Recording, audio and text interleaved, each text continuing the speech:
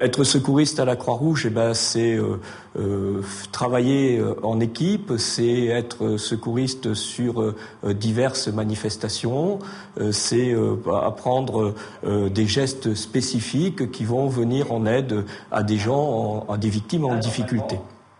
Voilà, je fais doucement. Il y a plusieurs niveaux. Il y a 2 niveaux. Il y a le niveau premier secours en équipe de niveau 1 et premier secours en équipe de niveau 2.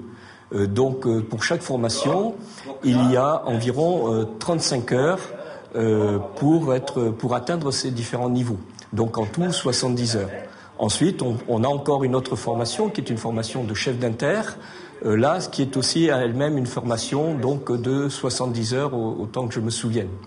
Donc, pour chaque formation, on apprend des gestes spécifiques, des gestes dont les niveaux deviennent de plus en plus importants au fur et à mesure qu'on progresse effectivement pour chaque niveau.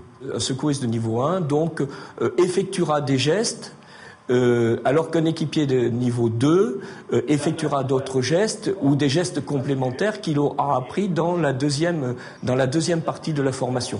Je vais vous donner un exemple précis. Par exemple, un équipier de niveau 1 est capable d'utiliser une bouteille d'oxygène, donc de mettre une victime sous oxygène.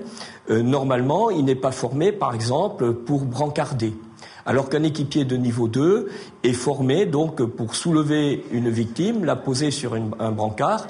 Il y a des différents niveaux de secouristes dans les diverses manifestations sur lesquelles on peut intervenir. Donc, comme vous le disiez, aussi bien des manifestations sportives que des manifestations culturelles. Il va y avoir des équipiers de niveau 1, des équipiers de niveau 2. Il va y avoir dans les grandes manifestations des chefs d'inter. Alors, suivant le type de manifestation auquel on a affaire, les dispositifs seront plus ou moins importants. Vous allez avoir des manifestations simples, je dirais, qui posent pas trop de problèmes, où les risques sont quand même pas très élevés, où on va simplement avoir une équipe de 2 personnes et formée par un équipier PSE1 et un équipier PSE2. C'est ce qu'on va appeler un PAPS. Après, il y aura d'autres manifestations où il va y avoir beaucoup plus d'équipiers, avec même un chef d'intervention. Il est clair que pour nous, à La Roche-sur-Yon et en Vendée de façon générale, la Croix-Rouge n'a pas suffisamment de secouristes.